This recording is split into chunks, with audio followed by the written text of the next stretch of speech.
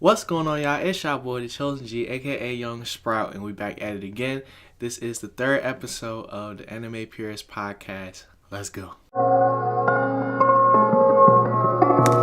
Chillin' with the chosen. Young Sprout, splash, kill a drought. That's what this about. Living lavish, real savage. Leave 'em spent back, far from average. Stunting is a habit. This is how it's supposed to be. Now you're chillin' with the chosen G. Now you're chillin' with the chosen G. Alright, first off, Happy New Year. You know, it's 2018. Let's get it. This is the year of the Sprout. Got a lot of plans this year. You know, really trying to take this channel to the next level. We're real close to 100 subscribers. And I really just want to just keep going. Just keep going, keep making dope content. And then just keep getting better and better and better. You know what I'm saying? But as far as the podcast and what's been going on, didn't record an episode last week just because, you know, it was Christmas time, you know what I'm saying? And we did a stream, we did a 24-hour stream like the day after or 2 days after Christmas or whatever. So that took me out for the rest of the week, you know what I'm saying? So, but it was definitely fun. If you're not following the Twitch, make sure y'all go do that. But getting back on subject, let's talk about Boruto.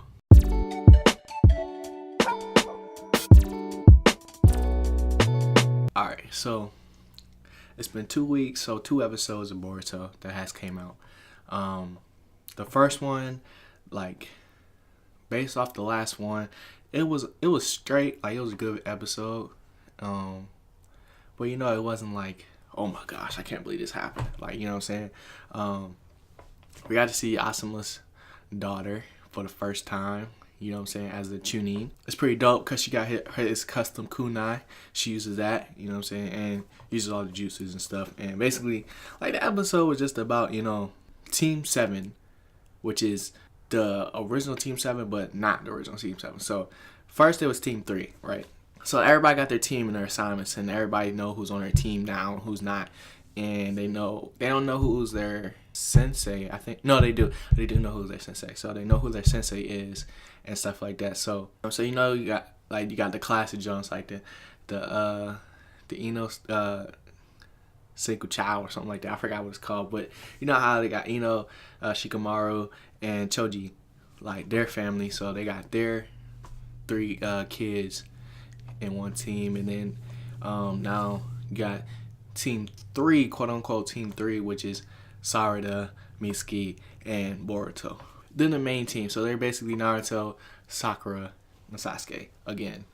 So Sarada didn't want to team with Boruto, didn't mind teaming with Mitsuke, but just felt like Boruto was going to keep her held down and not be able to reach, you know, becoming Hokage. She felt like he was going to hold her back, you know, so he didn't want to team with her. And because Sarada didn't want to team with Boruto didn't want to team with Sarada, just based on the fact that they don't quote unquote get along, but they work good together, well together. So they had to go find Naruto, which is the Hokage, to basically appeal the team to get a new team. And people try to do this every year. That's what they said. But it never gets done. It's never been done. And to get to the Hokage at this time, it was difficult because they were doing some barrier training.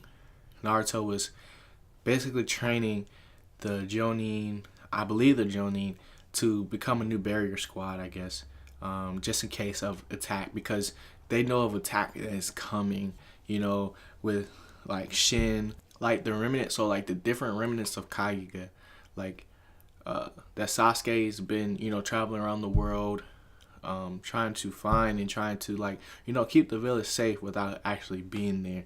And then you also got Sai, who's been, you know, doing a lot of spying on the enemy and just trying to figure out what's really going on and who's threatening the village. If you've seen the movie, you already know who's threatening the village.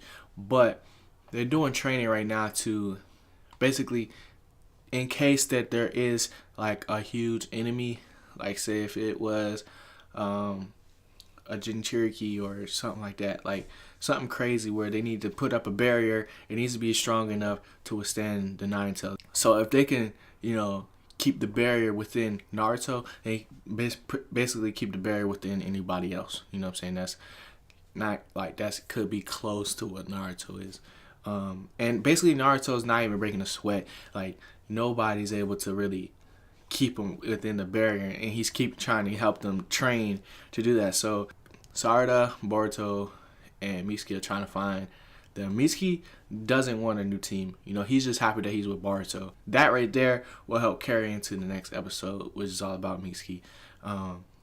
Which that episode was really lit. But back to this episode. So they basically trying to find them, and they had to cross a bridge, and Asuma's daughter was there, basically protecting the Hokage, saying nobody can reach him. But if you get past her, then you can get to the Hokage. The dope thing about this episode is basically to change their team, they had to become a team. All the different things that they learned from fighting her, they realized like, all right, yeah, this is the right move. This is what, you know, they made this team for a reason, and we don't want to change anymore. So that they still got past her, which I thought was dope. I didn't think they was going to be able to do it as easily as they did, you know what I'm saying? But they did it. And then once they actually got to the Hokage, so like once they got to Naruto was like, what are y'all doing here? Like, you know, they was like, we came here to appeal, you know what I'm saying, our team. But now we just want to appeal the name of the team. So now we want to be Team 7, you know? And I was like, ooh, that's dope, you know? Because I didn't know that was Team 3 at first, but they wanted to be Team 7 to recognize like, all right, yeah, we really about to be lit. We about to be just like y'all, you know what I'm saying? Our dad was in Team 7. My mom was in Team 7. My dad was in Team 7. You know, Mitsuke just Mitsuke. You know what I'm saying? He just rolled with it because Boruto, that's his son. That's his light. You know what I'm saying? And, you know, Konohamaru's there, which was, you know, Naruto's first, I guess, student or, you know, a little bro. Like, that's lit. Like, that's great. That's great context, and that's why it was a good episode, and that's why I like Boruto, because they go into depth with everything. They carry everything over into the future, into the look back at the past, and a whole bunch of stuff like that. So, speaking of the past, this is where Mitsuke comes in. So, in the latest episode that just dropped, it was all about Mitsuke, and basically how Mitsuke became fascinated. Not only fascinated, but the reason why he acts like he does around Boruto, and always wants to be around Boruto. This is the first time that we get to see that Orochimaru is his dad, you know what I'm saying, and his mom, you know, because he's an artificial being, which I thought of in the beginning. I was like, well, Orochimaru is a scientist of ninjutsu and all this other stuff, and there's clones already made by Shin, you know what I'm saying. Mitsuki is definitely just a clone, or like clone of Orochimaru, but with something else that makes him like really super strong. He's definitely not human. Based off the skin tone, based off everything, you know what I'm saying? And everybody knew, I feel like everybody knew that was Orochimaru's son. But I thought it was cool the way they set it up. So basically he's fighting himself, an older version of himself. But he was also a clone made by Orochimaru. But he couldn't access the same powers that Mitsuke could. And they're both named Mitsuke, you know, and they broke down the name, which meant like snake vessel, you know what I'm saying? Something like that. So that's really cool. And basically it was trying to help him become human, even though he's never truly going to become human. But it's the same process that Sai went through when trying to figure out, all right, who am I really? Because being an artificial human and like being in the foundation, when you get trained by Lord Danzo and you lose all your emotions and stuff like that, you have to learn to gain those back, and you have to find out who you really are, you know what I'm saying? And that's the same process that Mitsuke went through within this little day that Sai took a whole series, you know what I'm saying, basically to understand. And Mitsuke's doing it at a younger age too. So, but the main thing that in this episode that we got to see was Mitsuke go Sage Mode. That was the goal, you know what I'm saying? And for him to actually make his own decision, you know, because that's where it takes going from artificial human to basically having human emotions and stuff like that, and how to see the light. Basically, I want him to see the light and make more decisions on his own and become human, basically. And then the whole thing was actually a charade, you know what I'm saying? Because we get to see it a little lighter in the beginning. That was the older Mitsuke first. So that was lit. Before, when he was fighting Shino, like, Shino, we didn't get to, we got to see him powering up, but we didn't get to see the actual Sage mode. You know what I'm saying? And in this one, we got to actually see it with the snakes and then the dragons. Like, that's the next step for Sage mode with, like, the snakes. It's the turn into a dragon, basically. And that's lit. Like, that's so cool, you know? And he grew a horn. Better than Kabuto's, by far. Because Kabuto's was still, he said it was perfect, but I felt like it was still imperfect because he couldn't do it on his own. Mitsuke did it on his own, even though he's artificially made, but, you know, it's still, I think it still counts.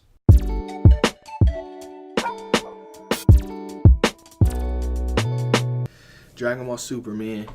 The last episode was super lit.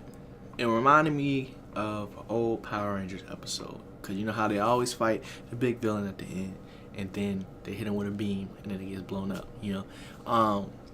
But that's the first thing I thought, you know. But there wasn't a new episode this week. Because I think it's going to be an hour of Power again next week. Because it's... Well, let me just talk about the episode first. So, basically... Team 7, I said Team 7, Universe 7 is fighting against the robots, but they combine, like I said in the last episode, they combine into this big monster. And the monster is fast, it's strong, and it's really just bodying them right now. And they don't really know what to do. It almost ate number 17, but, you know, Goku saved her with the instant transmission. I like the way that it ended, but I also... Like, I feel like it's getting rushed. I don't know why. I just feel like it's getting rushed. But it makes sense that that's what happened because, like, the robots and they're going to combine, or they're going to combine again with the humans, so they make a symbiote type thing. And it's just, like, it's just super strong, and I get that, you know. But I guess they're also recovering too, because, you know, everybody was in their base forms at first, so then they had to power up, and then that's when, you know, they did the huge beam, you know what I'm saying, and ended the blast like usual.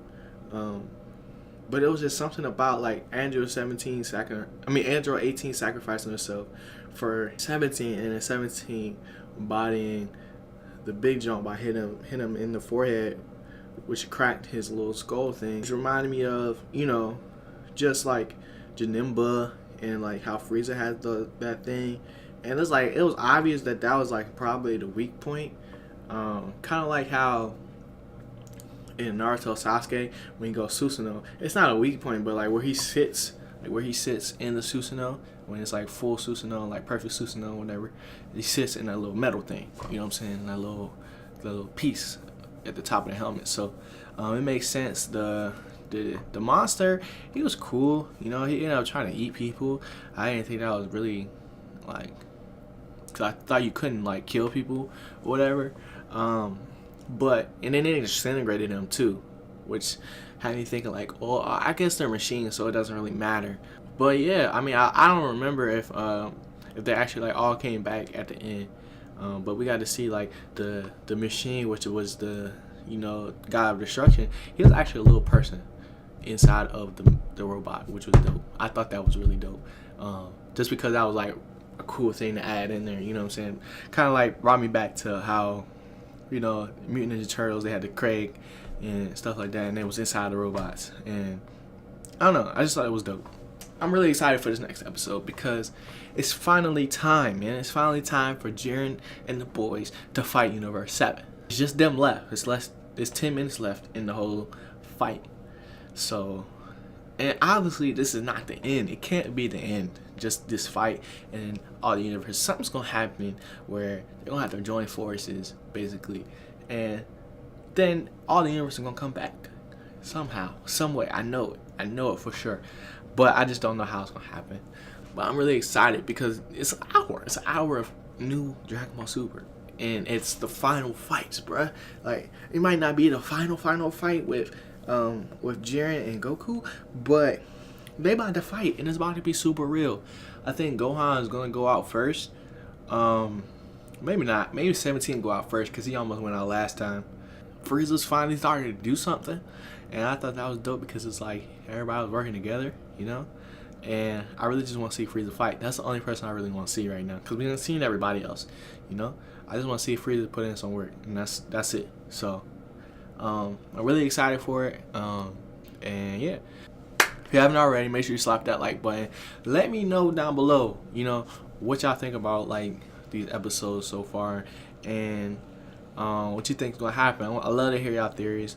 And also hit me on Twitter if we could talk about it more there. It's easier to communicate on Twitter than it is through the comments, just because it's like on Twitter I could just do that straight from my phone. You know what I'm saying? It's quicker too. So but still comment down below right after this, because I'm gonna check all the comments on the video too. I also dropped a new mixtape on the channel, Malik Newman. It's the first college mixtape of the year. Gonna be coming with more. The next one is probably gonna be either a Alonzo Ball or a Kyle Kuzma mixtape. I'm not sure yet. I'm gonna do a poll somewhere, and we're gonna see who comes out on top. So stay tuned to all the content. Make sure you subscribe. Make sure you like down below. It's all free. So hey, just do it. You know what I'm saying? If you want to. That's if you want to. You know what I'm saying? And I appreciate everybody for rocking with me. We're so close to 100 subscribers. It's lit. And I think that's about it. So other than that, this been your boy G, and I'm out. Peace.